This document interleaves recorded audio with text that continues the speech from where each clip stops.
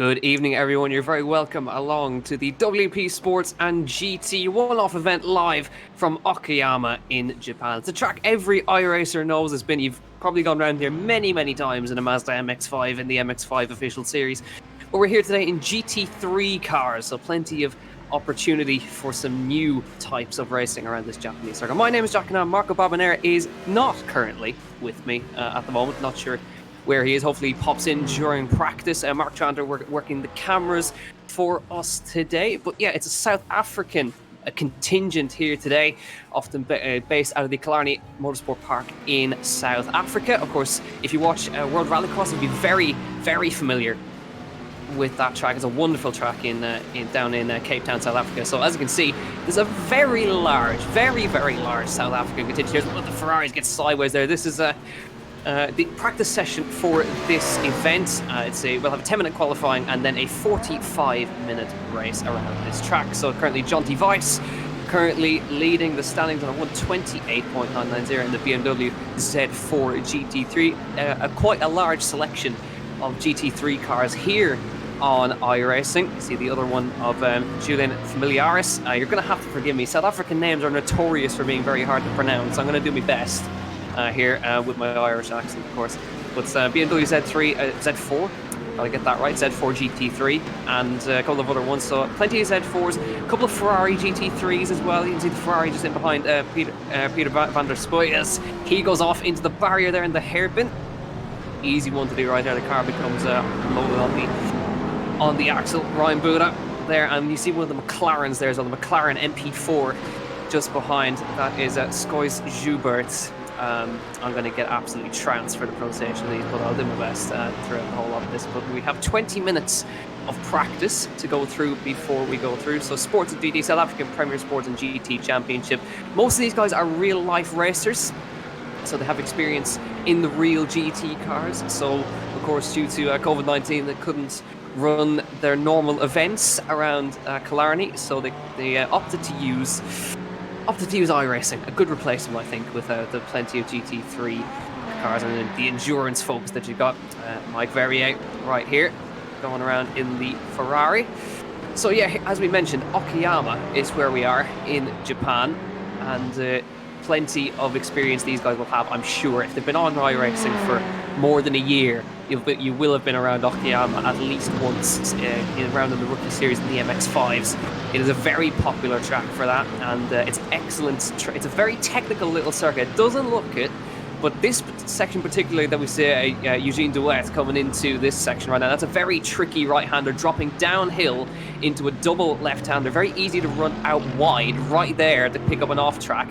As we just look now on board with him as he clips the curve on the left-hand side and coming up towards the next sequence of hairpins. So you got to get this right. This goes slightly uphill as well, so you got to get this one correct. And there's a McLaren off there who got a bit wrong.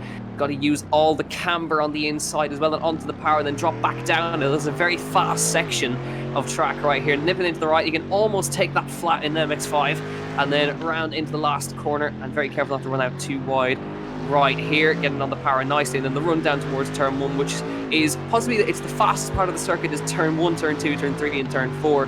As he heads down toward that at very high speed, you'll down a couple of gears, flick it into the right-hander, onto the power as early as possibly can. It tends to drag you out to the left-hand side, and then into the long left-hander at turn 2, nip to the inside, on the power as early as possible, right out to the curb on the right-hand side. Nicely done from Eugene there. Then through the left and the right, up towards the hairpin. This is where time can be really won or lost. You got to be brave on the brakes, brave on the turn in, uphill, onto the power, and then onto the back straight. There's a prime overtaking opportunity, and we head back towards sector 2 where we joined Eugene not too long ago. So an excellent example right there. See plenty of up and down undulation, and got to be brave on the brakes. Now these cars also have the added ability, they do have ABS as well, so they will be able to just push themselves a little bit further on the brakes in these cars, especially in the downhill sections, which is tricky enough as is. But the time's pretty close across the board. John Weiss currently the only one to dip into the 128s. He's just leading the standings at the moment, and then a very large contingent of South Africans. We look at Peter van der Spuy, who we saw going off a little bit earlier in this very section, gets it right this time. As he just closes up to the back of Eugene Duet, who is just backing off a little bit to get a run through the last corner. Now, plenty of time still to go. So we have 19 minutes of practice left at the moment, so the guys have plenty of time to get their setups dialed in. It's open setups; they can use any setup they want.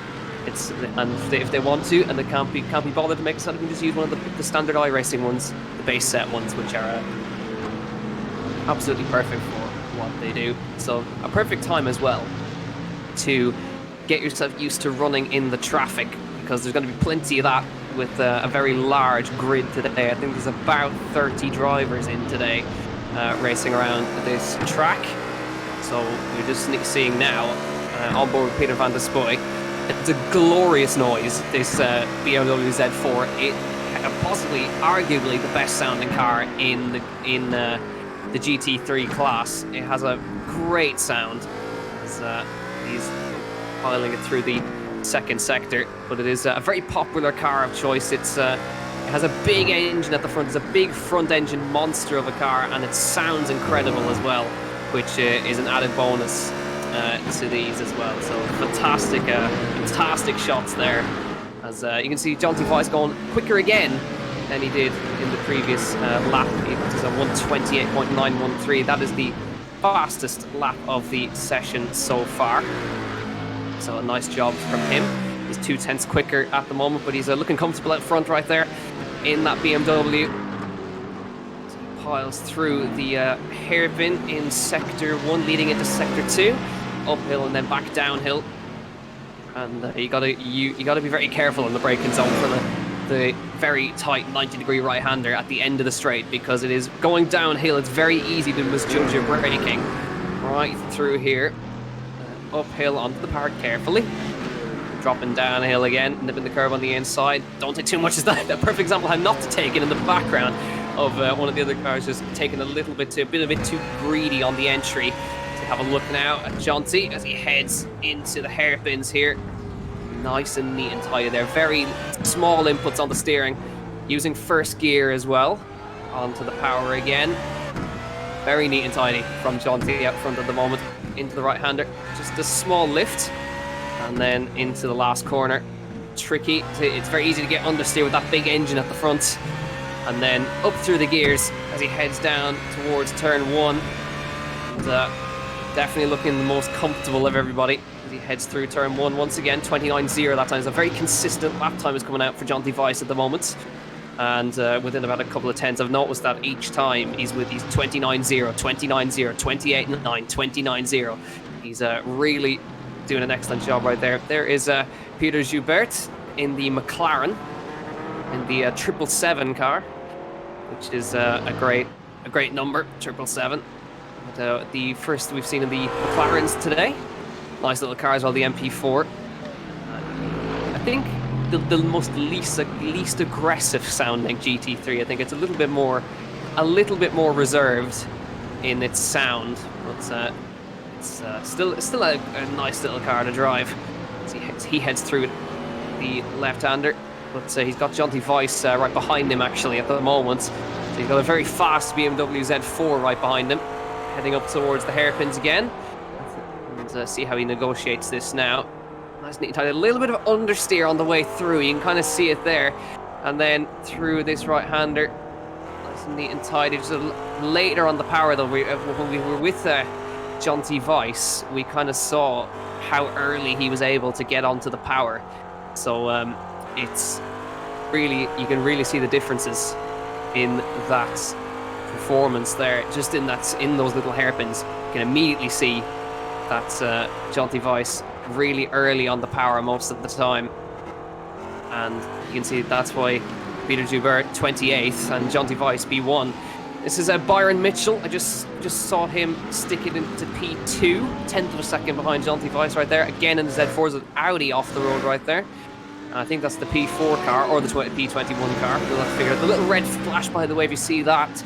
that is an indication the driver is off the track or they have been naughty. So if it stays red for a long time, that's really bad because they're probably off the road stopped, or a little flash of red indicates the off track. So of course iRacing runs in-game stewarding, off-track system of course, and if you run off the track you gain 1 incident point. If you make contact with another car it can be up to 4 incident points. If you spin you lose 2 incident, or you take 2 incident points. So you got to be very careful about running off the track too much. But Byron Mitchell now, he's got a lot of traffic ahead of him. Oh, got to lose on the brakes right there. I was about to say, I think he was a little bit caught out by that R8 that was up ahead of him, going really slowly in the braking zone, and just misjudged it. They locked up the rears. Now, thankfully, he's managed to get back going again. I don't think he has too much damage, and that the Audi has also got going again as well, but not ideal. And that's a perfect example of traffic management right there. That's why you got to get used to running in running in the traffic, running in the draft, and making sure you keep up with everybody. Chase Herholtz we look at right now in another BMW Z4, following the Mercedes up ahead of him. I think that's Eugene Duet up ahead of him, the grey Mercedes, as he heads through the hairpin right now. So 13 minutes left in this practice session, and now a little bit far, but it is very close at the top. We say that John Weiss is dominating out front, but he really isn't. He's got it's about 0.2 of a second between our top 4 at the moment, maybe even less. We're just over 0.2 actually between the top 4. Byron Mitchell P2 a 1/10 of a second behind, then 300s back to the next car, 800s back to the next car, so plenty of space. Chase Herhold, all he needs to do is improve by 0.02 of a second to pop ahead into P9.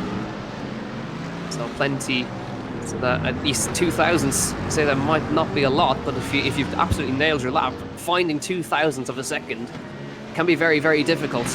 As he heads through the last couple of corners, we'll see if he's able to improve on this lap right now. Look neat and tidy. And heading through the last corner now. The line will come up to greet him in just a moment's time. And is that an improvement? No, don't think so for Chase Herhold, but he's lapping around consistently 130.8. And we now look at Keegan Campos in P5. That was the car we saw spinning in Sector 3 earlier on, where we're getting a demonstration of how to take Sector 3 by John Weiss, but he is P5, 29.34 personal best for him on that previous lap. 1/10 of a second behind the P4 car. So currently the Z4 looking like the strongest car around here, by far. Best sounding car around here as well, that Z4 GT3. Now heading through the hairpin. How early was on the power there, very nicely done.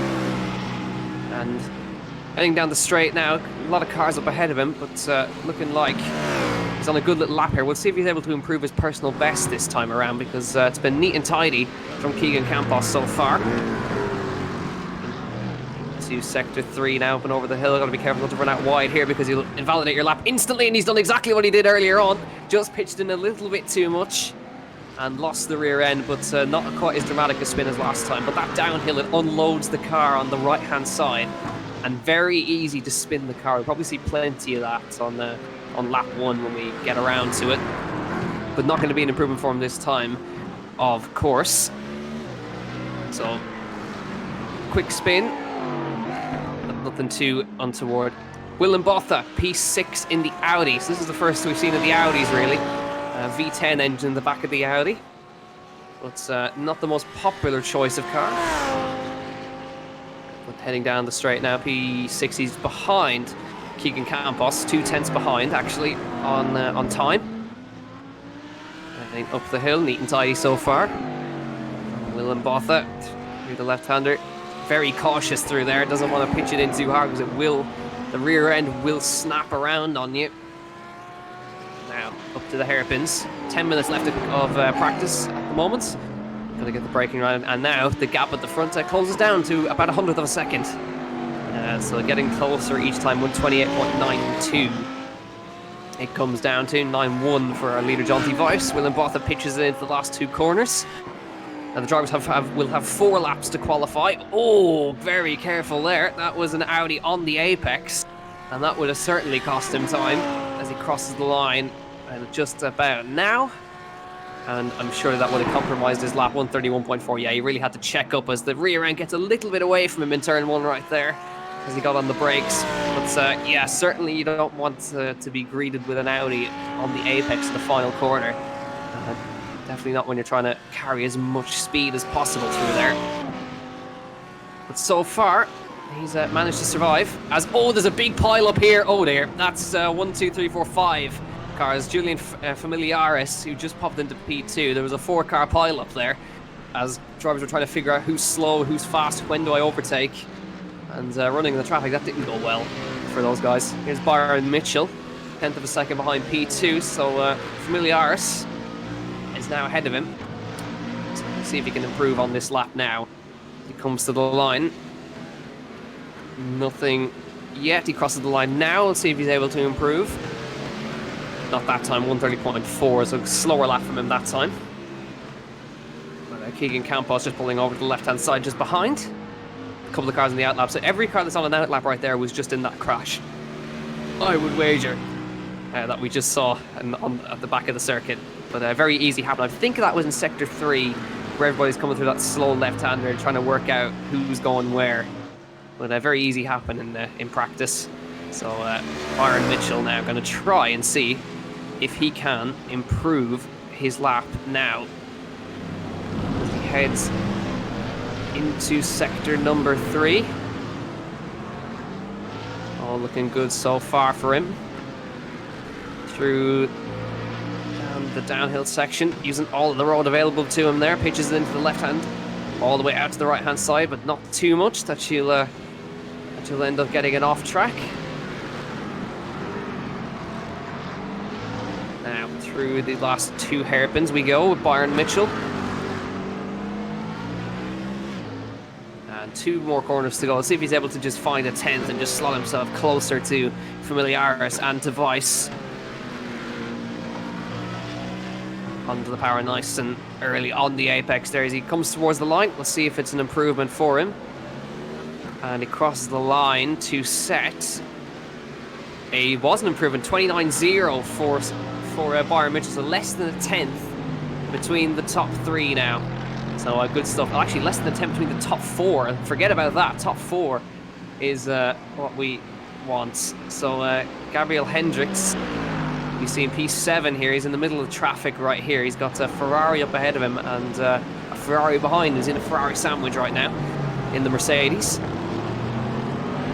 Coming through sector 3 right now. So just coming up on 5 minutes left in practice, and then we will head to qualifying, which is all important, of course.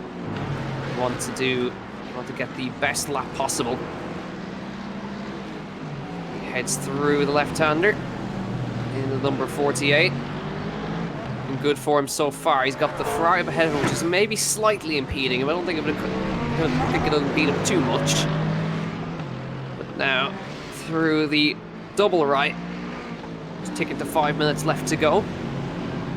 Let's see if he's able to. That Ferrari just goes a little bit wide on the exit. He'll be able to come through towards turn 1. It will put him offline though for turn 1. And that Ferrari just, is it going to back off? Nope, they banged doors on the way in. And that certainly didn't go as planned. So the guys are racing in practice. It's always the way. The racing is sometimes even more intense in practice. Now, Kevin Gimenez, P4 in the Z4. So that's a Z4 top 4, I'm pretty sure. Z4 top 5. At the moment, the next car is Willem Botha in the Audi. So top 5 for BMW at the moment. Number 23. He is 900ths behind 3rd place at the moment. He's coming up to the last 2 corners now. Pitching it in.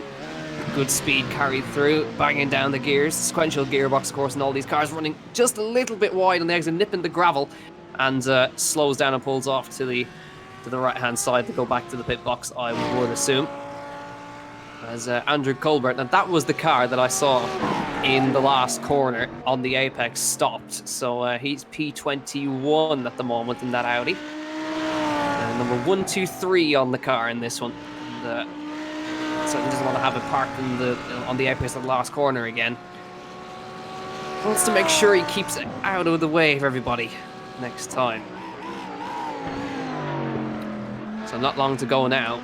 Ticking over to 3 minutes to go before we head to qualifying. And down into sector 3 now goes Andrew Colbert.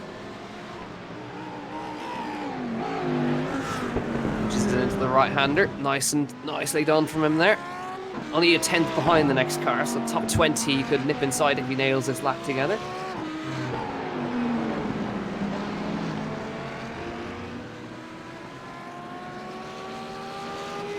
Two.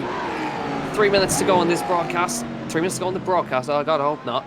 3 minutes to go on this practice session. And then we have 4-lap qualifying, which is 10 minutes, and then a 45-minute race. So no heat races. More used to the heat race format, but we're just got an outright 45-minute race. So the drivers will certainly be, given that they're all in qualifying, no reverse grid, none of that. Just a straight run to the finish for these guys. So we look now at Sean McCarthy in the 44 Mercedes, going through the 2 hairpins, double hairpin, and he's got a couple of cars up ahead of him. He's got a Ferrari ahead of him, and he's got 2 Ferraris ahead of him, actually. Count 2 Ferraris up ahead of him. So he is currently sitting P19 at the moment, and that looks like there was definitely skid marks off to the right-hand side there. I think that was that Ferrari going slowly on the inside, and there's definitely a puff of smoke and there was skid marks, so I assume they got that corner a little bit wrong, kept it out of the wall. So McCarthy's getting a little bit held up behind this Ferrari up ahead of him. As that Ferrari goes wide, he says, "Thank you very much, I'll nip through now." As they head through this next section up towards the hairpin, the uphill on camber hairpin. Use that inside early on the power as you want to be. Bravery is necessary for that. Up the hill we go. Coming on the back straight now. The car just pulling off to the right-hand side up ahead of him, just to make sure they keep out of their way. Onto the brakes. Pitching it into the right-hander, down onto the double left. Little bit wide there, had to go down a gear because he got the understeer on the way through the left-hander. That was a bit nicer, much nicer on the power, nice and early. And up to the next hairpin. So less than a minute to go in this practice session. High on the inside, little bits of understeer on the way through. Down to first gear. Drivers using first gear a lot through here. The second hairpin was very nicely negotiated. Now the last 2 corners. Clip the curve on the right hand side. Onto the brakes for the last corner. Tight to the inside on the power early. Nice last sector from McCarthy. And we'll see now what he's able to do as he crosses the line. Can he go higher than 20th place? 131.35, not going to be an improvement. So he moves up to, but he's in 20th place now as a result of that. That's 5 seconds left of practice, and definitely Jonty Weiss setting the pace out front in practice. Check flag comes out, and then we have qualifying for this event. The GT3 is going to be charging around this Okayama circuit as we head to qualifying. 4 laps of qualifying to come, 10 minutes, and the drivers will be on track on their own. So lone qualifying, if you're unfamiliar with it, the drivers have 4 laps to try and set their fastest time. If they run off the circuit, their lap is invalidated. If they spin, their lap is invalidated. And they got to make sure that their laps are absolutely perfect. But they've got 4 attempts. Normally, you'd only have. Some leagues are quite stingy to give you 2 laps. Some only give you 1 lap to try and nail it. But you have 4 attempts to get a lap in. So plenty of action still to come. So stick with us as we head into the race. 45-minute long race, straight run to the finish, and going to be a good one, I think. So I believe somebody has finally decided to keep me company. Avery, are you there? Oh, I am here and I am excited. This is a fun little track, just jumping in here. These cars and this track usually puts up a pretty good combination. Well, I've been on my own for 20 minutes, so here we go through the double left-hander with currently we're looking at Johan Fori as he heads into McLaren through here, 222 on the car. So they got through this lap to do their warm-up. I think some drivers will probably use lap 1 and 2 and possibly even 3 to get their eye in. This is Jonty Weiss at the moment who set the pace in free practice. And we'll see now, it's you've got 4 attempts, so it's much easier. Avery in particular, I know I was just talking about it. Some leagues only give you 2 attempts. These guys have got 4, so if they don't get a lap in, I think it's concerning. Yeah, if you don't get a lap in, you're struggling a little bit. You got 4 attempts to just get a lap with no incidents. And this is a relatively simple track, so should be able to get at least 1 lap in. So here we are on board with Jonty Weiss through sector number 1. Onto the power nice and early as he comes through the 2 left-handers. Now up towards the hairpin, flat out. Let's see how late he's going to brake for this one. Just at about 70 meters. Chucks it into the hairpin. Onto the power nice and early there. Keeps it tight to the inside. Now flat out to the next sector. And he's already going to be thinking about the braking for this one because it's tricky. As he heads to this 90-degree right-hander. Where is he going to brake? 100-meter board approaches. Just at the 100-meter board, he gets on the brakes. The ABS will help him out here. Tiny bit wide, but manages to get away with it. Double left-hander coming through now. Have not to run out wide here. Beautifully done so far by Jonty through the left-hander. Onto the power. Nice and early there. And up to the last 2 hairpins. These hairpins now a little bit off camber. Got to keep it to the inside to get a run out. Perfectly done by Jonty there. And tight to the inside for this next part. Onto the power, and again, now commitment is needed through here. Last 2 right-handers, just a slight lift through there into the last corner. And onto the power once again. So he's got another 3 attempts, but that was a pretty neat lap, Avery. Yeah, that was really smooth lap. Like you said, slight lift of the throttle in that first right-hander. It's a very important part of the track because you need a good run onto the straightaway, get as much speed as you can to the finish line. And we say that was a neat lap, but it wasn't exactly quick. He was a second off Kevin Gimenez right here. He set the pace, 29.0 for Gimenez, which is right already on the pace of what they said in free practice. So a really nice lap at the moment, and let's see if he's able to go quicker, because the times were just dipping into the 28s in free practice. So it's currently Gimenez from Mitchell, from Familiaris, from Weiss, from Bothy. So coming down into the sector once again, see if he's going to be able to improve. Everybody, of course, as we said, 4 attempts at this. This is their second lap for most of them. Everybody looking like they're on personal best laps at the moment. You see the splits coming in for many, many drivers down below. The last 2 corners now on board with Gimenez. See how he negotiates this now. Just a little, the rear got away from a little bit there, but interestingly enough, not like other drivers, he's using second gear through here. Gets on the power early enough, runs it all the way out, using the grass a little bit there. Not sure if this is going to be an improvement. It looks a little bit squirrely through that last sector right there, but he was on a purple sector in sector 1. We'll see if it's improving. He crosses the line now. He's got another 2 attempts. As he crossed the line, it is a 28.5, half a second quicker than the next car. Where was this pace in free practice? This is a great lap, and he's got another 2 attempts. See if he's able to dip even lower than that. Yeah, real impressive time there. Definitely still has a couple laps more to go to try to get a little bit quicker, but just under a half-second gap between first and second. 4 tenths back to Familiaris, who we look at right now. He's coming through there. That was really committed through that hairpin, through that first little hairpin right there. As they've got 2 more laps to go, 5 minutes on the clock. And now this braking so crucial for a good lap around here. This next sector, incredibly crucial, should I say. Good speed through there, carried by Familiaris. Into the left-hander, gotta be committed, but be careful not to spin. It's very easy to do it, just get a little bit away from him there, but he manages to gather it back up. Now onto the power, nice and early, nice and neat and tidy so far from Familiaris. Nice and late on the brakes, dabbing the brake on the way through right there, carrying all the speed he possibly can. Good lap so far. He's got a lot of time to find though on Gimenez. Needs to find nearly over half a second. Gimenez is going even quicker, by the way, in the sector times. You can see right there, he's on a personal best. He's had a purple second mini sector, and he's on a personal best. So they're going to cross the line now. We'll see what Familiaris can do. Gimenez, I think, has gone even quicker, 28.3. What does Familiaris do? He does a little bit quicker, but still there's a 0.6 of a second gap. Gimenez has just found that little bit extra. And Mitchell now, 28.6. He goes a little bit faster again, but there's still a big gap up to there, Avery.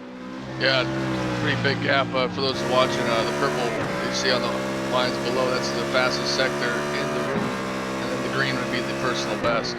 So we see lots of drivers getting their personal best. And, this is the time to get it done. Try to get that best starting spot.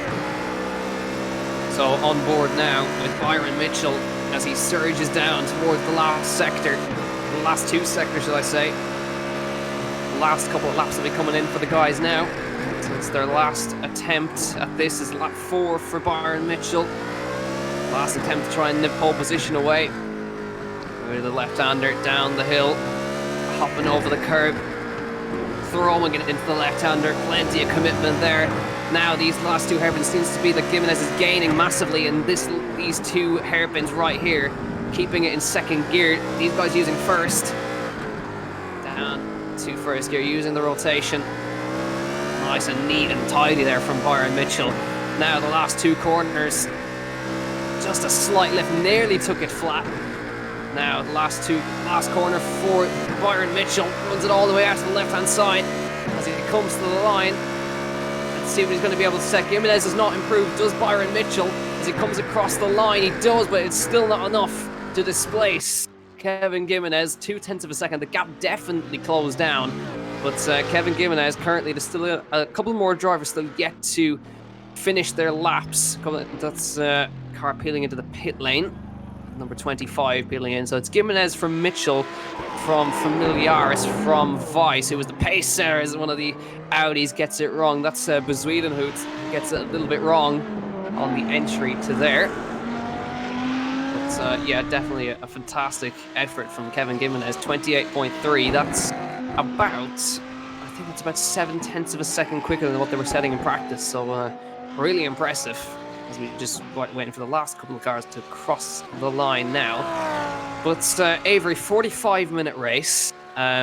You really got to be careful in the first lap. There's a lot of cars. There's a lot of GT3 cars on track. So I think you really got to be cautious on lap 1. Yeah, there's a lot of cars on track. You want to make up time if you can, but the biggest thing is you have to keep the car clean. It is a 45-minute race, so it is under the category of a sprint race. But if the car isn't clean after 2 laps, the car ain't gonna be clean after 45, so you gotta keep it nice and clean. Make as many spots as you can, but you have to pick your points to be aggressive. Exactly, yeah. All these guys, of course, real-life racers based in South Africa. And normally they would have been running their real-life GT championship, but couldn't due to the current restrictions. So they've moved it to the virtual worlds on iRacing. So Hendrick's currently on a better lap. So green means personal best. He just nips the gravel a little bit on the last corner. He'll cross the line. And let's see if he's able to improve. I don't think he is going to improve. 29.7, not going to be able to match his best time. He remains 8th. One car left on track, that is Bezuidenhout at the moment in P33. So he needs that's currently, I believe, last place. So he needs a good one here. Last 2 corners. It through on the right hand side, and he's not going to quite make the flag, so he will be starting last on the grid for this race. Now the cars are going to grid up for this race, the WP Sports and GT one-off event here. Kevin Gimenez on the pole, Byron Mitchell P2, Julian Familiaris, then Jonty Weiss, Keegan Campos, Johan Fourie, Willem Botha, Gabriel Hendricks, Chase Herholt, Jason Grayling P10, then that's Robbie Tang, Sandro Beccari, Willem Peinar, David Joubert, Peter Spui, Dario Busso, Andre Steenkamp, and Ryan Buda 18th.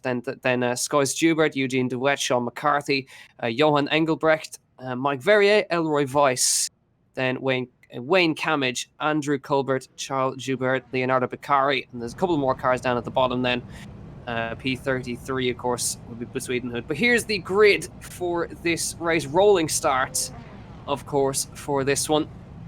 And 33 cars heading towards turn 1, Okayama. I don't think that's going to... I mean, it could end well, but usually it doesn't, Avery.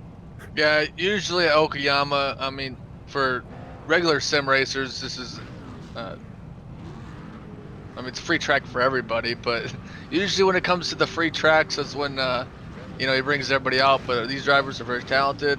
But then again, with all these cars on the track, I mean, yeah, it could be carnage with the rolling start. If you've ever raced around here in Mazdas, it does tend to get a little bit chaotic in turn 1. But guys have 2 minutes to get on the grid, and we'll be ready to go then for the race. So looking forward to this one now. Just have a quick look at your grid once again. Gimenez on pole, Mitchell second, Familiaris, Weiss, then Campos, Fury, Botha, Hendricks, Herholt, and Grayling. Your top 10, then Robbie Teagues and Sandro Beccari.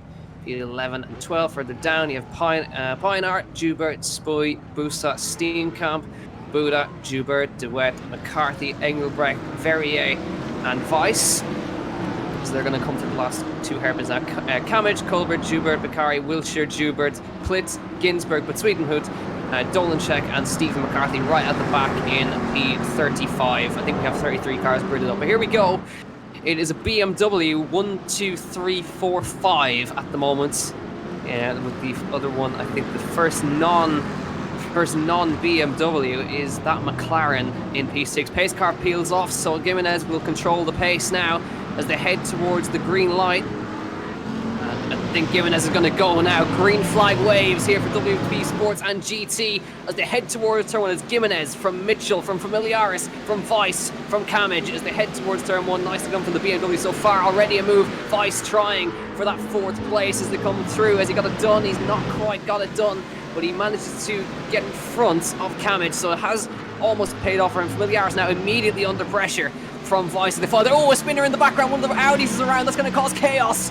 And as they come down the hill for the first time, but that Audi definitely causing chaos in the back as he spins around with the top 5 completely clear right now. Gimenez has got to get a move on now because Mitchell is already chasing us. So Familiaris there in P3, then Weiss, Kamage, and Fury. So Mitchell piling the pressure already, but already a spinner, but definitely went a little bit better than I thought, Avery, but there was a casualty. Yeah, I mean, relatively clean start here at Okayama for having 35 cars on the track and only have 1 spin. I'll take that for sure. Yeah, I think most of the drivers managed to avoid it, and I think that the car in question managed to get back going again, so they managed to get around him. There is Dario Bussi on the back of Teagues as they come through the left and right. The 62 Mercedes piling the pressure on for that 10th spot. A couple of drivers already in the pit lane. That would have been the drivers involved in that incident earlier on. So Gimenez after lap 1 leads. Mitchell, he's already pulled a second on him actually as they come across the line. Then Familiaris, Weiss, Kamage. And further down then we look at this battle. So this is now the battle for P number 9. This is Bussi and Teagues heading through turn number 1 for the first time. 45 minutes, so it is a sprint race in GT terms, but it is not a short race either. They've got to really keep their eyes out. So this is Fury. He's under pressure from Hendricks behind in the Mercedes coming up now. And Avery, prime overtaking opportunity at the end of this straight. You can get an amazing slipstream with other cars down here. Yeah, definitely it's the best spot on this track for an overtake. You know, if you can stay in that slipstream and make a nice move and then just try to be nice and smooth. You can't be making mistakes, because when you make mistakes, that's when you go back 2 or 3 spots. Hendricks not trying anything that time, not quite close enough, and doesn't want to try anything too silly early on. So we assume that the drivers are fueled to the end, but we could see maybe some drivers peeling into the pit stop. This is Davy Joubert, and that front end has seen better days. The front and rear end on that BMW has seen better days. So he's still going around, but he's caught up behind Ferrari, getting a little bit out of shape right there. Didn't come through. Double left, gap up front out to 1.3 now, so Gimenez already opening out. A nice healthy lead from Miliaris, still sticking on the back of Mitchell. Schubert goes a little bit deep on the brakes as he follows the Ferrari up ahead of him. As the Ferrari goes off in front of him, he says, "Thank you very much, I'll take that place away from you." So the Ferrari making a small mistake. We've seen plenty of that in pre-practice. Through the last two corners, now back to Familiaris, back to the leaders. So he's putting the pressure onto Mitchell. Mitchell losing touch now as Gimenez opens out the gap to 1.3 seconds. So the pace has immediately been switched on from Gimenez. But 45 minutes is a long time to keep at that pace. So Mitchell, I think, is just going to ease off, save the tyres, and possibly go for an attack later on. But he's already going defensive over to the right-hand side and then back across. Interestingly enough to be doing that quite early, but now you can see Jonty Weiss, and I think it's Keegan Campos right behind him, putting the pressure on the BMW. The BMW surging away out front at the moment. Here we look at Jonty Weiss looking back onto Keegan Campos and the other BMW right behind him. And Avery, I think it's a racist thing. It's very hard to keep your eyes forward when you've got headlights shining in at you. Oh yeah, definitely. I mean, when I'm in a car like this and I got somebody in my headlights, you're always telling yourself to look forward, but you catch yourself peeping up at that mirror, and you just got to keep looking forward, because I mean, don't worry like there's somebody behind you. Just keep driving and keep rolling in that position. But yeah, it's very nerve-wracking with the car behind you. Definitely if they start flashing lights. Yeah, especially when they start flashing lights, indeed. But Mitchell says the fastest lap of the race that time by, actually, so good stuff. And this is Sandro Beccari, using duet up ahead of him now. Could be a move on right here between the BMW and the Mercedes. This is for 15th place. Beccari to the inside line. He has the run on the Merc. Can he get it stopped into turn one? Duet, does he fight it? No, he doesn't. He's going to try and get a cutback line, but easily done from Beccari. And he gets up to that 15th place. Duet trying a little bit to come back in that time, but didn't quite work out for him. But Mitchell turned on the pace a little bit that time and set the fastest lap of the race so far. They're already into the 28s on track, on pace. So trading lap times now between the leaders. Familiaris now falling back from Mitchell. Weiss as well falling back, but he's under pressure from Camage. So there's plenty going on in this early stages. This is the kind of mid-pack we're looking at the moment. This is Leonardo Beccari, so two Beccaris on track right now. He's behind one of the Audis up ahead of him and trying to get a move on past him here. Pulls to the inside, just shows himself in the mirrors, letting him know he's there, but not able to make his way past just yet. So, field already spreading out, just ticking over to 6 minutes in. And Gimenez leads from Mitchell, from Familiaris, from Weiss, from Camage, from Fury, from Hendricks.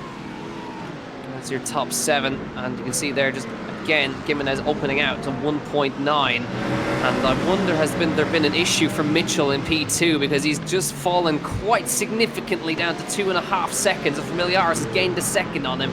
So I wonder, has there been a mistake from him there as they head through the last corner? But Familiaris all of a sudden now was a second behind, but now 0.6 of a second behind. And I wonder, was that a small off-track excursion area or possibly a small slowdown? Yeah, you have to. If you do cut a corner, you'll get a slowdown penalty, so you have to be very cautious of that. With losing about a second, I mean, that could have happened. I'm not quite sure, but the lap times he's been running, he'll probably be catching up pretty soon. We look now at Julian Familiaris piling the pressure onto Byron Mitchell up ahead of him. And you can see now, that's his next victim. Gimenez has checked out to 2.6 ahead, so Familiaris needs to get a move on if he wants to try and keep with our leader. Onto the brakes for the double hairpin. Dabbing the brakes ahead of him there. You can see them feathering the brake pedal as they come through. Little inputs on the brake pedal now. Onto the power. Familiaris got a better exit that time, but he needs to run out of the last corner here to try and keep with Mitchell. Let's see who gets the better exit this time. An even exit, but it looks like Mitchell just got a slightly better one that time. And of course, Familiaris will have the slipstream. The gap nearly opens out to 3 seconds now, 28.9. And yeah, big time loss, 1.1, actually well over a second lost by Byron Mitchell, 29.6 for Familiaris. So they're all lapping about 5 to 6 tenths of a second a lap slower than our leader at the moment. as they come through. It looks like there's a problem for Camage in P8. He's dropping down the order quite hard, quite fast. So I wonder possibly a spin for Camage. As they come through, Familiar still piling pressure on here for P2. You can see Junty Vice in the background as well. You can see going a little bit defensive, getting a nice run on him now. Is he going to try? I don't think he's quite close enough. He really needs to be alongside going into that corner to try and pull a move right there. But really, his mirrors are full, but they're really losing time. The leader right now, it's opening up with nearly 5/6 tenths of a second a lap. It's great pace from our leader. Yeah, great pace by our leader. Looking back at a replay of Campos. See now what happened to Keegan Campos. I think it wasn't Camage, it was Campos, excuse me, and spins around in turn 2 and does very well to engage the reverse gears straight away, get himself off the track and get back going. And it wasn't Camage, it was Campos, excuse me. It's Keegan Campos spinning around. But great reactions to immediately engage the reverse gear, floor it in reverse, and get it back on track. And it looks like a problem for Jonty Vice dropping down the order. Is there possibly another spin for Vice? Let's see now. This is Jonty Vice in the hairpin. Does he get on the power a little bit too early? Does he nip the grass? He gets on the grass and it just drags him through, and he spins around, hits the wall hard, and manages to get a 360 done, and just before he manages to get through, that's big damage for that Z4, and it was just a small error. But I think that there is, of course, traction control on these cars, and that would not have helped him in that particular scenario, getting onto the grass. But you can see there, the grass, you get onto it, you're heading in the wall. It's really tough. And it was a really tight section of the track, so when you got into the grass and went sideways, there was literally nowhere to go besides the wall.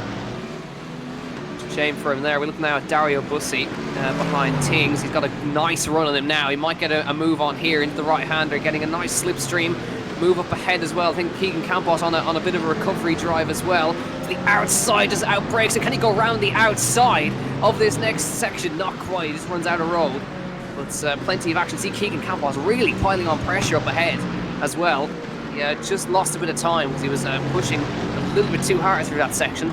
And lost a bit of time, but he is just up ahead. He got back going again. But now he's being caught by Tings and by Dario Bussi.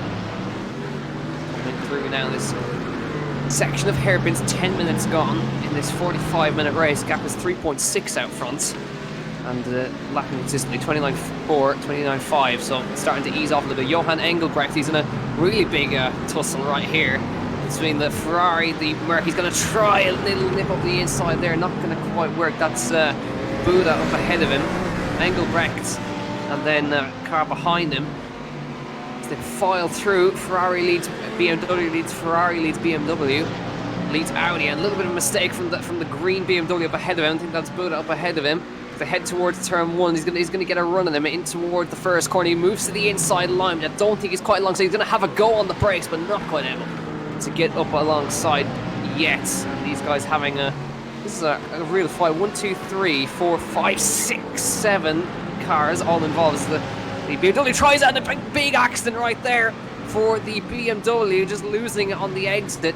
And he's unfortunately now back into the pit lane. There goes one of the Audis up the inside, and that was pretty easily done. But really, even with traction control and all the assists, traction control actually does not help you in this particular scenario, Avery. Oh, yeah. Once you get on the grass, you can have as much traction control as you want, and it's still gonna catch you sideways and into the wall. Yeah, I think actually it doesn't even look like he got on the power to where I think he just pitched it in a little bit too much, and the rear went on him a little bit. Just went straight into the wall. But brutal stuff. As we look now at Johan Engelbrecht, we've got a fast-charging Audi right behind him. And trying to keep himself in front. Pace out front has died down a little bit back into the 29s. But gap remains about 3.5. So I think Gimenez is starting to control the pace a little bit now rather than push hard lap after lap. He needs to save tyres, he needs to save fuel. Because we're not actually sure if the guys will need to pit or not. So this is Eugene DeWitt under pressure from McCarthy, I think that is, behind him in the Mercedes. He's going to go for a move. He goes late on the brakes. Is he going to alongside? No, he doesn't quite get alongside right there. Trying to get a run on him through here. It's holding on for now is Eugene DeWitt. Sean McCarthy right behind him. And you got that train of cars behind that. We've seen the battle going on. So McCarthy running well. Then we have Mike Verrier. There he is up the inside for the Audi behind him. That's Troy Dolenchek in the Audi. He just manages to get through. Looks like he's got the measure of these guys on pace because he's making moves with relative ease here. Yeah, it was a really nice move. Good passing opportunity. Looks like it looked like he's just kind of draw a fake there. See if Weiss can hold off. Weiss will be overtake. Jonty Weiss, of course, on a recovery drive. We've seen him just pilot into the wall. He was running in P4, and you remember he was the fastest car in practice. So he runs off the road there a little bit. That's certainly be an off track for him. And now just trying to settle back into a rhythm because, Avery, that's one of the toughest things. You've had an accident, you've dropped miles down the field. It's really hard to get back into a rhythm. Oh, yeah, definitely. I mean, from when I raced a couple years ago, it was if I made a mistake, it'd be very difficult to get back into rhythm because you get kind of frustrated. That's when you just take a nice deep breath and just keep on driving. And you know, the one thing I've noticed from this race so far is yes, these drivers are real life drivers, but they drive with such great racecraft. Just someone's making an overtake, they don't just try and defend and take them out. They race them respectfully. It's been a lot of fun to watch. Yeah, this is excellent stuff. Great display from these guys. Move up ahead as well. I think that's cars that are a lap down, the P28, P29. But we're looking at the battle right here. Chase Harrell trying to fend off Keegan Campos, who's recovering as well after a spin. He's alongside to come down. He's not going to be able to make a move right there. He has a little think about it though, because the space was left by Herholtz. He's going to get caught up behind this car in P29 and pulls it out of the way nice and early. But Keegan Campos has a run now on the inside line, finds the space. Herholtz gives him a squeeze, but he backs out of it wisely because the space was going to close as they came into that hairpin. But good racing between these guys and the BMWs, fighting for a top 5 right here. But good stuff. Trying to make use of the lapped cars right there. Clever driving as they come now to the last couple of corners. 15 minutes gone in this race, so about half an hour left in this race, but still lots has happened in that short space of time. Plenty of position swapping going on across the field. This is your leader. I haven't seen too much of him, Avery, because he's 3.6 seconds out front and running very consistent times. Yeah, this is a kind of moment. I mean, everybody likes to get the TV time, but I'd gladly take a 3.5 second lead and not be on the screen very often. But yeah, just putting on a clinic, running very consistent times, saving the tires. You know, it's a 45-minute race. Just really on a nice Sunday cruise. Of course, they're coming up on the lap traffic. There's your splits, kindly provided by Mark. So you can see he was losing time a couple of laps ago, opening out the gap. So really, they're trading times, Byron Mitchell and a couple of others. I think some of those could be because of lapped traffic, as he got a lapped car coming up ahead of him right there. He's going to move out of the way nicely for him. I think this is the best behaved lap traffic you're going to see in a long time. They come through the right-hander, but gained 3 tenths, lost 3 tenths, so the gap's kind of staying stagnant at about 3.7 each lap. So you can see in the background as well, Byron Mitchell has still got Familiaris all over his rear bumper to come across the line. Look at I've been watching those two guys, Thomas Mitchell and Familiaris. They're within about a couple of thousands of each other each lap after lap. Oh, that's a car around. That's the number 8 Ferrari in the gravel. Keeps himself well out of the way though, using the relative box to make sure he doesn't pull out straight in front of somebody. But it's definitely a problem corner for some drivers right there. We'll see if we can see what happened to him. This is Elroy Weiss. Is it something similar to what we saw earlier with the BMW? Pitches it in, gets on the curb, and there's no saving that once it's going around, Avery. No, there's no saving that one, but kept the car clean, which is, is very important. Definitely when you have an oops like that. But you gotta be so careful with getting into the grass with these cars. And like we've seen many drivers do, engage the reverse gear, got it into the gravel and waited for drivers to pass. Back with Keegan Campos, who is still stuck behind the P6 driver right here. And he's gonna try a little move on the inside. There's a little nip of contact right there. But great driving from both of them. He realised he was coming and left him literally inches right there. Great driving, but had to back out of it because that was never going to work. But back with Mike Verrier with that's the other McCarthy, Stephen McCarthy, right behind him in the white Mercedes right there. He's got a good run on him actually. As they head down towards the right hander, you can see him trying to find some space. He's going to defend the inside line. Not going to be able to get through there unless he sells the dummy. Coming to the outside line, he actually moves over and lets him through. Late on the brakes. Is going to be contact there. Is there? No. He hugs the inside line. McCarthy wants to hang around the outside though. On the inside line, side by side between the two, that leave each other all the room they need. And McCarthy has got the move done. Nice job. Yeah, great move. You know, really taking advantage of that opportunity to get up another position. Whenever the opportunity comes, you have to take it. Yeah, good stuff from Sean McCarthy. As we go back now, this is Davy Zuber, and that is Weiss behind him. That's Jonty Weiss, who's on a recovery drive. He's trying to get himself back up, possibly into the top 10. That's an ideal one for him. Moves to the inside line. He thinks about it. He's not quite able to get done. I think there's been another problem for Keegan Campos. He's dropping back down the order again. Was there another spin for the BMW? But look at this now, just being hounded through the left-hander by Jonty Weiss. He's got the pace. He's got a run in him now, though. Moves to the inside. It'll be the inside of the hair, but he's going to back out of that one. I think it possibly waits for the run down the straight. He's going to nip up the inside right here. He's going to go up the inside. And Joubert does not fight that one. Trying to get a run. He gets a little twitch of oversteer on the way out, though, and loses momentum. And good job from Jonty Weiss. Now, Keegan Campos. What has happened to the BMW? Was it another spin? Can you see, Avery? Let's see. Oh, yeah, just kind of clipped the grass on corner entrance, and we've seen it here today. You can't get on the grass. Yeah, exactly. But so Keegan Campos struggling now with the spins, but back down in P9. This is P28. This is a battle for P28. Jason Grayling just getting past the Ferrari of Elroy Weiss, I think that is behind him, who we saw spinning at this very corner a couple of laps ago. But just getting passed by Grayling there. So there's a big gap actually from 29th back to 30. There's 33 seconds back to the next car. So these guys are kind of in a world of their own. They're getting lapped at the moment. That is the P6 car, I believe, of Chase Herhold. Yes, it is. Who's trying to make his way through the lap car. He was getting hounded by Keegan Campos, and now has got some free air. Well, not quite free air, but move to the inside. Should be able to get past Elroy Weiss, no problems here.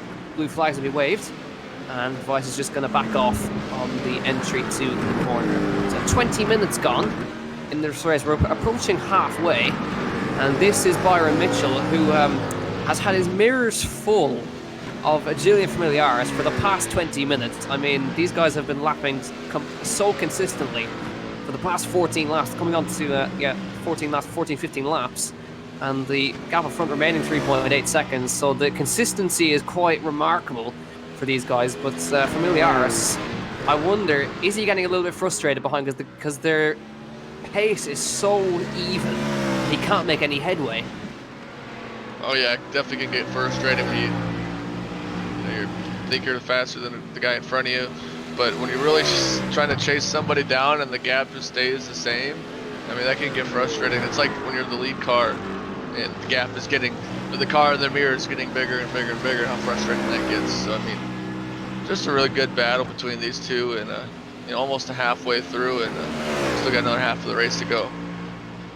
There's your splits at the bottom right there. You can see how even they are. Lap 11, 900ths gain for Familiaris, 3500ths gain, then lost all the time he gained, and slowly starting to gain it back, but it's pretty much no gains at the moment. The times between the top two, so between Gimenez, who's leading, Mitchell, they've been quite even, and these guys have checked out really. It's 12 seconds back to P4. We go back to Dario Bussi. That's Keegan Campos right up ahead of him. I wonder, has he just got passed by Keegan Campos, or is he now attacking Keegan right here? Let's file through. This is for P8. Campos clearly has pace, but he's catching up to P7 at the moment. This is on board with Dario Bussi. He's really putting pressure on. Campos, we know, has got the pace, but he's having plenty of mistakes, which is not what you want. There again, you can see the lap times between second and third. A couple of hundreds gained by Mitchell that time, so trading lap times back and forth, but I think Bussi has just been passed by Keegan Campos and is now starting to Campos starting to now open out the gap a little bit now as they head down the front straight with 22 ticking on to 23 minutes gone, which is the halfway point of this race. Still plenty to come. Eugene DeWitt in more than a battle here. This is P18, just behind Sean McCarthy. I think that is up ahead of him in P17, and Engelbrecht in P16 in the Ferraris. These guys are quite close together on track. See if we can see what happened. Keegan Campos again. Did he lose time? Did he have another spin over or just a mistake? Well, he went for the opportunity here for the pass, and just a real clean pass, but looks like just gonna have to wait and see. That was a really nice overtake, though. So Campos on the charge once again. So Eugene DeWitt, we'll see if DeWitt can pull a move right here on Sean McCarthy. Moves to the inside line, gets it up the inside. These guys having the ding-dong battle right here as they file through the left hand. I think McCarthy might have a run at them here, back on the inside. So they're swapping positions back and forth now. McCarthy trying to come back at DeWitt. Moves to the outside line. Can he come around the outside? We've seen the other McCarthy do this earlier on. Late on the brakes even as they enter the corner. But now going to try for a cutback line. But does get it done eventually. So DeWitt holds on to 17th spot. Two Mercedes battling it out. And we now look and see Familiaris has actually dropped time. He's back a second back now. So I've seen that time. He lost 0.3 of a second to Mitchell, and is now even. You can kind of see how much it costs you. One little mistake, and look how much he's dropped back. He was right on his bumper not too long ago. Now Keegan Campos back with him. I think he's just got past Robbie Tings for P7 that time. Let's see. Can see how he did this coming down the front straight, and looks like a nice little clean move up the inside. Yeah, real nice overtake there. Kind of went for the late. What a good charge though by Robbie there, trying to maintain that position. But Campos just really had the exit there to keep that position. Really on a hard charge, but like you said earlier, he's made some mistakes so far today. We'll see if he keeps up. The clean driving for these last couple laps has been very clean. We have a car off track. I'm not sure who that was. Might have been a car that was already lapped down. So this is now Sean McCarthy trying to get past. I believe it was McCarthy who could have been off the road because he was right on the back of Eugene DeWitt. Now he's got to make another move past. He's late on the brakes, almost touches the back of the BMW in front. And the BMW goes wide. Is he going to try and come around the outside? He's going to back off. He's going to go around the outside. The BMW backs off and he's back into 17th. So it looks like it was Sean McCarthy with the small little off because he's lost time. 1.8 behind DeWitt now. So they file through the back sector. The gap up front, Gimenez lead 4.1, then Mitchell ahead of Familiaris 1.1, then 14.7 back to Fourie in P4. Johan Fourie, there he is in the McLaren. He's got Hendricks just behind him. That's the Mercedes on the back straight, but just behind him, and been consistently hanging in there. He's kind of in no man's land at the moment. 2.6 back to his next car, 15 seconds to the leaders. So he's got to hope that something happens up ahead of him for him to get himself a podium. And 26 minutes gone in this race. So gone by pretty quickly. This of the field now pretty spread out after 25 minutes of racing.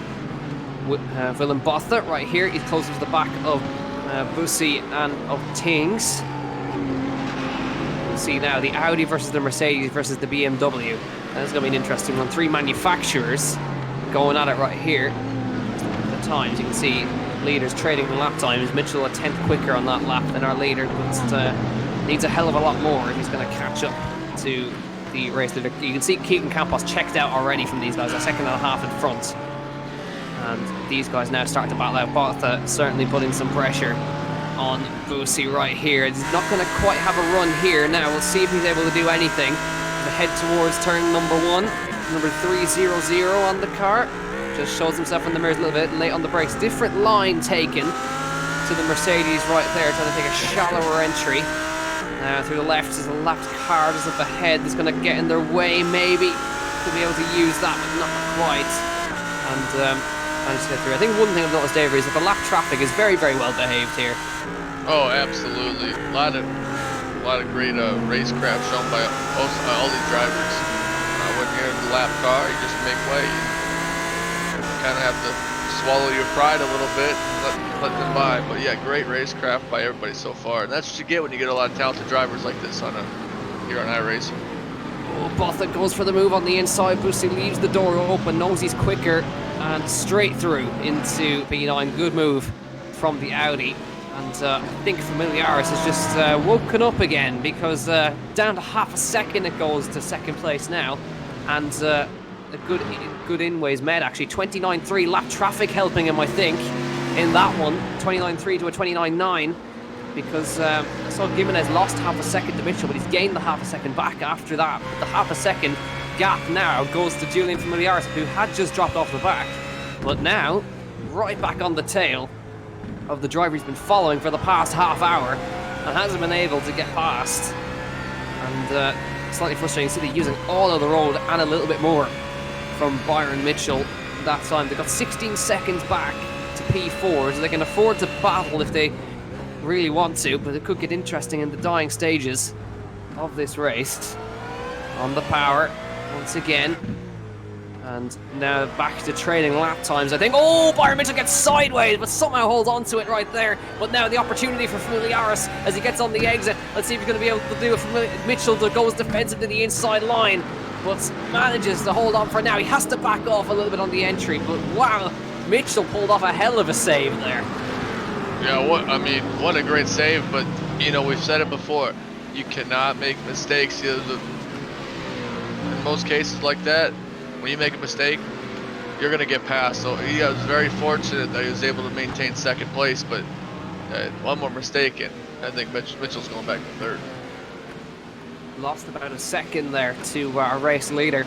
As you can see, 130.7, lost well over a second to our race leader. Here is now Andre Steenkamp versus Plitz, I think that is ahead of him. P23.24 this is for. I think he's just been passed by Plitz as they file through the left-hander once again. You can see the gap because of the instant out front now up to 5.2. It was at 3.8, but 5.1 it stands at now. One small mistake and that's all it takes. Half an hour into this race already. 15 minutes left on the clock. No sign of pit stops. I don't think we're going to need any if they're fuel to the end. But they can certainly make a set of tyres the last 45 minutes. The fuel, I wonder, but I think they should be okay. Steenkamp to the inside. He's going to try it. Not quite close enough to get past Plitz at the moment. Oh, contact! And are they able to save it? The Ferrari goes into the wall. Bakari manages to keep it in a straight line. That was Mike Verrier, I think, that went into the wall. In the back, and now again he makes a mistake on the edge of the hairpin. The second hairpin spins it around. Let's have a quick look at this again. Leonardo Bakari. He made a little mistake in the same area. Did he get dive bombed by Verrier? Yes, he did. That was never going to work, Avery.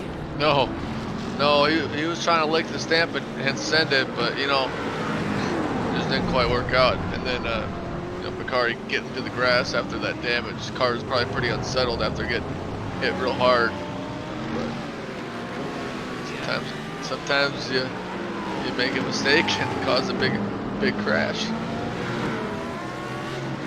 Yeah, that was an interesting little throw down the inside. I appreciate the effort, but definitely didn't work out, and certainly probably damage caused Bakari to spin round. This is now Botha. You can see how much time he's gained on Tings that time, and nipping about half a second a lap on him. You can see as he comes down towards turn 1 in the Audi, just showing himself in the mirrors a little bit as they head towards turn 1 for the 22nd time of asking. Does he throw one up the inside? He's alongside as they come through. Tings leaves the door open, and Botha straight through to, that'll be P8 in that one. Nice move up the inside for him, and now he can go chasing after his next car off the road, which I think is Keegan Campos. So Keegan Campos is now trying to close up the P6 at the moment. But gap up front, I'm starting to come down a little bit, I think. It's down to about 4.7, 4.6 seconds at the moment. So with about just under half an hour to go. You can see the gap closing down a little bit each time. 32 minutes gone in this race. Gimenez has led every single lap so far. and is controlling the pace very nicely. Interested to see the laps this time by. I think it could have been lap traffic that would have helped him there.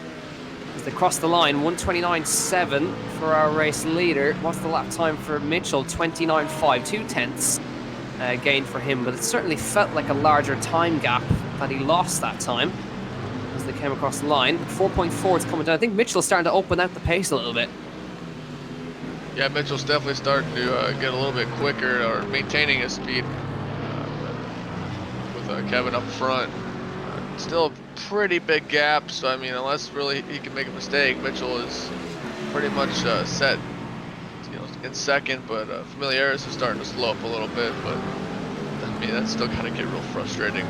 Just keep looking at the same guy in second. Oh, Mitchell trying to throw it up the inside. He sees it at the very last moment, and that was pretty assertive. It's like, if I'm coming whether you're turning in or not, Avery. Yeah, he pretty much said, like, oh, he's like, if you're going to turn in front of me, he would have lost a lot of time, and that would have been a battle for second going into the next couple corners. But sometimes you got to know when to make those moves, and that was the time you need to make the move. Got a car off track and then back out in the kitty litter. That was Troy Dolanchek getting past Plitz on the inside. I think it could have been the car that was off as they come through. And he loses time, of course, now. So Troy Dolanchek into P23 right now. As lap 24, 25. No, 34 minutes gone off 45 minutes. And 10 minutes ticking on to that now. And you can see Gimenez just getting back on pace right now.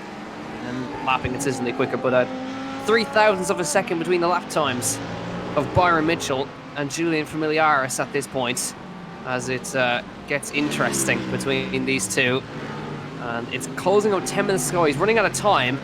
You can see that's he really gained quite a substantial amount of time in that first sector. Closed up very rapidly within 0.4 of a second of him as they head down, surging down towards the right-hander. Just taking 10 minutes to go in this race. The WP Sports and GT Championship, one-off event here on iRacing, Apex Racing TV. And lap traffic now going to possibly get in the way. The Audi's on the apex. It's not ideal for Byron Mitchell, but the Audi eventually manages to get out of the way. Tricky place to catch him now. Familiar senses an opportunity, but not quite able to get up alongside. But definitely an awkward place to catch lapped traffic. They've got Eugene DeWitt, I think that is up ahead of them in the Mercedes. But now it's getting interesting with 10 minutes to go. I think it's going to get a little bit more aggressive between Familiaris and Mitchell, because they've been sitting here for lap after lap after lap. And I mean, I mean, Familiaris must be incredibly frustrated now. Yeah, it can be. Ooh. Nice little T-bone action there. Not the kind of T-bone I like, but. So, unfortunate accident between those two, but managed to get by. So they've managed to clear the lap traffic now. So Mitchell gets in front, and Familiaris manages to follow him through. So the gap opens out to 5 seconds out front. Little bit wide there for Familiaris. Understeer on the entry, and loses maybe a 1/10 of a second there. It's not going to be ideal. These guys have 21 seconds to P4. They're in a class of their own at the moment in this one. You can see Familiaris, 1/10 of a second gained in Sector 2. And really starting to put some serious pressure on P2. He's behind Byron Mitchell for 36 minutes and 25 laps. The entire race distance he's been sat here in P3, so the 10th he gained, and he lost the same amount of time, almost to the 1,000th in Sector 3. So virtually nothing gained and nothing lost between these two. The gap remains at about half a second as they come through the last two corners. It's getting interesting between these two. I wonder, is it going to remain like this? The last couple of laps could be really intriguing. Come across the line, 37 minutes gone. You can see 38 thousandths of a second lost by Familiaris in that sector. So he gained roughly about nothing, 200ths of a second maybe, 300ths of a second that time, and still sits behind Byron Mitchell for now. But all it takes. We've seen Byron Mitchell make a mistake, but even with the mistake, he was able to keep in front. Coming through the right-hander. And still, we look now. This is, I believe, the two McCarthys. Stephen McCarthy on the back of Sean McCarthy as they file through. Not sure if they're related, but if they are related, you certainly don't want to be hitting your relations. No, you don't. Really good battle between those two. Just lots of battles throughout the track, and that's what you kind of get when you get these big fields when they start to get spread out. But the one thing I was just gonna bring up with Mitchell and Familiaris is they have enough of a gap to fourth, but they also have enough of a gap to first where they can start battling side by side and start losing time. They're really not, losing time. They are losing time to the leader, but there's nothing. The chances of them catching up to him is slim to none. Exactly. I think even they have a gap back to P4, and that gap could get even larger because I can see Hendricks is closing into fourth place as well. We look now at Dario Bussi, who's battling away with Robbie Tings. These guys have been battling away for a good bit of time. Tings tries to nip up the inside. There's contact. They've both managed to come away unscathed, but we've seen that earlier on with a similar kind of incident. But again, they managed to come away unscathed. It's very easy. The space on the inside there, Avery, is very inviting, but it's always going to close. Oh yeah, when we saw it earlier, I don't remember who the driver was, but there was an opening, kind of sent it in there. But like, there's always that opportunity, but it's going to close and it's going to cause an accident. So I mean, you got to be very cautious on when you want to pick your time to make a move, because if you do it right in the middle of like a double apex turn and you try to go cut in the middle, you're going to wreck. I mean, you have to be very careful. Exactly. This is Gabriel Hendricks, and I think lap traffic has really helped him out here because he's battling the McLaren up ahead of him. And this is now the battle for fourth place that we're looking at. So a battle for fourth and a battle for second we've got on track at the moment. That lap traffic has certainly helped out. The number 48, Gabriel Hendricks, catches up to Fourie right up ahead of him now. So the same gap virtually between himself and Fourie as there is between Mitchell and Familiaris. And 40 minutes gone, so 5 minutes left on the clock. And Gabriel Hendricks sniffs a chance at P4. These guys can battle as much as they want. They've got a 10-second gap back to the next car. And look at that, the top three, all within a 29.7. And gaining nothing on each other. So great driving from the top three. And actually great driving all the way around, should I say. Every single driver on the track at the moment is doing an excellent job. But not long to go now, and they cross the line next time. There'll only be about 2 or 3 laps to go. But certainly now, if there's only 2 or 3 laps to go, Familiaris possibly needs to throw a Hail Mary up the inside of one corner, maybe. Yeah, definitely going to try to have to make a big move to take over second, but he's going to have to get going. He's going to have to get going real soon with just a couple laps to go. With the timer, how the timer is. So you can see now, this is Byron Mitchell, Familiaris behind. You can see there's a lot of lap traffic up ahead of him. That's the two McCarthys who are battling in 15th and 16th place. So they've got to negotiate those two, and just up ahead of them is the race leader Kevin Gimenez. So crossing the line, just under 42 minutes. So about 2 laps to go, 3 laps to go at a conservative estimate as they cross the line. So but if the checker flag comes out on the lap, then that'll be the end of it. 130.0 for the race leader at that time. And the 29.7, 29.5. So little bit of time gain, but that will be due to the lap traffic as he's trying to negotiate, because it's always tricky, Avery. These two McCarthys are embroiled in a battle of their own, and you've got a battle behind where you've got to try and keep the other car behind you. This is where GT racing becomes incredibly difficult. Yeah, you kind of want to try to set a pick, because when you're passing lap traffic, you obviously want to get by, but you want the driver behind you. I mean, not really a nice thing to say, but you want the driver behind you to get kind of screwed, so they get stuck behind someone. So you have to try to set a pick, try to get through as clean as possible, because the gap has closed. See Familiaris now trying to get a cut back. You can see he gets past McCarthy, but he's not quite able to get past Mitchell, as you can see. So just looking back, he's getting very close to the back. I think they're just going to have, I think, about 2 laps when they cross the line. It's going to be tight, but you can see now, Familiaris, he knows that there's not a lot of time left, and he needs to try something to try and get past Bayern Munich. He's been sitting behind for the entire race so far, and he will see it a sin if he doesn't manage to get past, because they've been lapping so consistently for the past 43 minutes. So 43 minutes, yes, and then we are going to get a lap +1 as we now go back to Sandro Beccari, who's embroiled in a big old battle right here. Sandro Beccari on the back of Robbie Tings, and Dario Bussi is going to move to the outside line. You can see Jonty Weiss in the background, a big old late on the brakes on the outside. He's going to run out of room, and now enters the gravel trap. Jonty Weiss goes through. I was talking about, could he get a top 10? Remember, this guy was in the wall, down at about 30th spot. He's into P10 and has a chance of maybe P8. That's a fantastic recovery drive, Avery. Yeah, just a great move. I mean, Oh no. Oh, you hate to see it.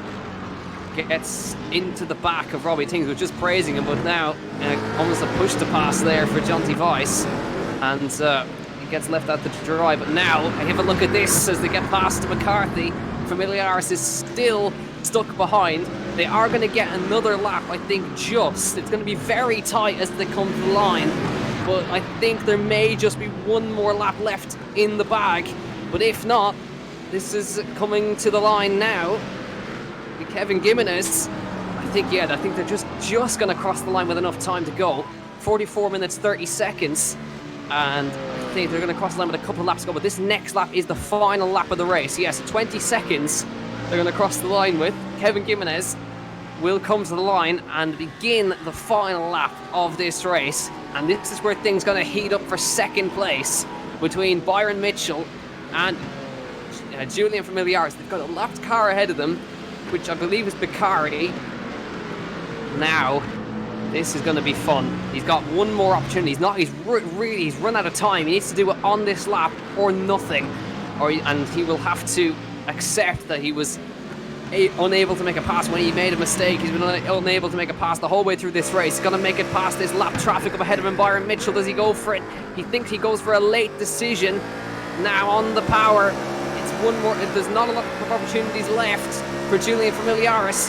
Hasn't got the run on Byron Mitchell ahead of him, and goes a little bit defensive just to be safe. Coming up to the right-hander now, late on the brakes for Familiaris, moves to the outside line, going to try for a cutback line, but he covers it off nicely. And now down the hill, through the double left. Not long to go now. 2 more hairpins, because the hairpins are the only opportunity left on the lap. Familiaris has run out of time, I think, unfortunately. He's been sat behind for the whole race and has been unable to make a move past Byron Mitchell for that second spot. 2 more corners to go. I think Byron Mitchell has done enough right here as they come to the final 2 corners, unless there's a mistake. But out front through the last corner, Kevin Gimenez is going to win this one. Dominant display from the South African driver, comes to the line and wins in Okayama with a dominant display from lights to flag. Byron Mitchell held off Julian Familiaris for the entire race. Brilliant job from him. And then they have 28 seconds back. Gabriel Hendricks managed to get into P4, and that was good stuff from him. He's into P4 and is going to hold on as a lapped car behind him. But what a drive from Kevin Gimenez. Lights to flag, but props to Byron Mitchell. He held the car behind him for 45 minutes. That is incredible. Yeah, what a run by Mitchell. Any time that Familiaris wanted to get on the burners and try to make a pass, Mitchell just defended so well, and what a great job by all the drivers, but definitely a great job by him to take home second. A good run by Campos to come back up to 6th place. And a great run as well for, I think these guys all have drive-throughs, I think. They're coming into the pit lane to serve them as the checker flag comes out, but good job from Jonty Weiss to recover to where he did. Willem Pioneer, he was quite far down the order. He's going to get a top 10 finish, I think, as they come to the line. It's going to be tight with the guys in the pit lanes. The guys are going to try and cross the line with the checker flag in the pit lane, and he does manage to nip in front of them.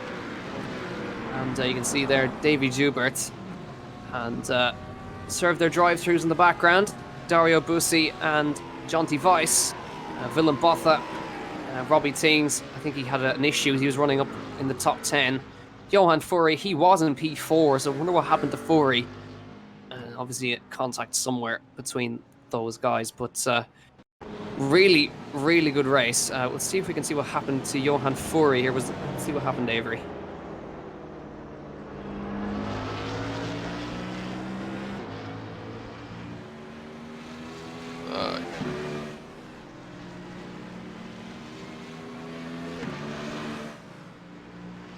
See, now I'm unfortunately not seeing the replay on my end, so I don't think he. He just stopped. Maybe his screen went black. Could have been, yeah. Could have certainly been an equipment failure. But just looking now, yeah, it was just have a look on the stream now. Yeah, he was just going slowly. Could have been a hardware issue for Johan Furey, and it does happen in sim racing where where you can have equipment just disconnect on you randomly. So it could really have been something along those lines. But Kevin Gimenez is the clear victor in this one as the results pop up on screen for us. Byron Mitchell in P2, Julian Familiaris in P3, tried everything, couldn't do it. Gabriel Hendricks in P4, Chase Herhold P5, Keegan Campos after 2 spins recovers to P6, Sandro Beccari, Willem Pinar, Davy Joubert, Willem Botha, Robbie Tings, Dario Bussi, Jonty Weiss, Johan Furey, Stephen McCarthy, Sean McCarthy, Johan Engelbrecht, Eugene Devet, Peter Spooey, Troy Dolenschek, Colin Plitt, then Jason Grayling, Andrew Colbert, Wayne Camage, Andre Steenkamp, Elroy Weiss, Skoy Joubert, Leonardo Beccari, Cyril Ginsberg, Mike Verrier, Rainer Joubert, Peter Joubert, Ryan Buda, Charles Joubert, Clinton Swedenhoots, and Kyle Wilshire. A couple of drivers I think did not take the start there. But an excellent job from these guys to get everything to the end, keep everything clean most of the time. And I think we might be able to have a quick chat with our race leader, Kevin Gimenez, who is standing by in the interview waiting. I'm going to drag Kevin in with us. Kevin, welcome to the commentary box. Fantastic job from yourself. Lights to flag. I think it can't get more perfect than that. Well, it was a very, very intense race for me. Even if that looked like I was bored, I was it was completely mental race. I was pushing as hard as I could. Pretty hot here in Spain. Hot summer here, 40 degrees. So it was a very tough race. Very tough. So obviously later on in the race, you started to catch up with lapped traffic. How hard was it to make sure that you negotiated through it without losing too much time? Very, very hard. We have this series has something that's very special, makes it very special that we have very, very fast guys and people that is new to this sim racing thing. And you have to understand that they will be a bit slower than you and they can break earlier. So it's just be patient, very, very patient, and be careful, communicate with each other and in the chat all the time. I'm going left. I will dive on the inside, or I will stay in behind and pass you on the straight. So communication is the key. And just finally, Kevin, obviously COVID-19 has really scuppered plans overall. But how have you been passing the time? Has sim racing kind of helped you fill the gap in not being able to do anything? Yes, a lot. I've been sim racing a lot, and especially has brought me this opportunity to race against these guys. 1 year ago, I'm a sim racer. I'm not a real racer. I have never touched a real car, and having the opportunity to race against these people, South African racers. Like we have Julian Familiaris here, which is a V8 supercar racer, and that's a big, big pleasure for me. So thanks, we can say thanks to COVID-19, I had this opportunity. Okay, good stuff. Thanks a million, Kevin. Well done on your race win, and hopefully we'll be talking to you again in the future. Thank you. It was a big pleasure to be here on Apex TV. Thank you very much. So Kevin Gimenez there, joining us with the race win, and fantastic event overall here for the WP Sports and GT at Okayama. It's been a pleasure to call the action for you. My name's been Jack and Avery McDonald hopping in at the last minute to do the coverage alongside me as well. So thanks a million to Avery. And as well, thanks to Mark Tranter for doing the cameras so nicely in the background. But WP Sports and GT live on Apex Racing TV. Been a pleasure. Make sure to subscribe to Apex Racing TV to follow all the action of the sim races that we broadcast on the platform. And we'll see you at some time in the future, hopefully for another round of WP Sports and GT. It's been a pleasure, and we'll see you next time. Thank you, and good evening.